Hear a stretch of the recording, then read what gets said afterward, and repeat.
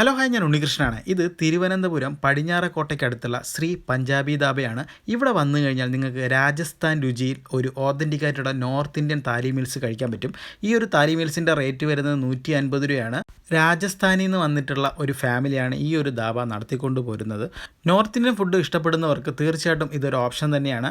അവർ ആ താലി meals വിളമ്പിയിട്ടുള്ള കറികളെല്ലാം variety taste ആയിരുന്നു. എന്ന് വെച്ചാൽ രാജസ്ഥാൻ സ്റ്റൈലിൽ അവരുടെ മസാലയിലാണ് ഈ കറികളെല്ലാം ചെയ്തിട്ടുള്ളത്.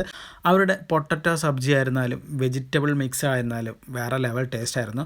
അവർ ഈ താലി മീൽസിൽ ബസുമതി റൈസാണ് ഉപയോഗിച്ചിരിക്കുന്നത് കേട്ടോ. അതിൻ്റെ കൂടെ അവരുടെ ദാൽ കറി നിങ്ങൾ മസ്റ്റ് ട്രൈ ചെയ്യുക, വേറെ ലെവൽ ടേസ്റ്റാണ്.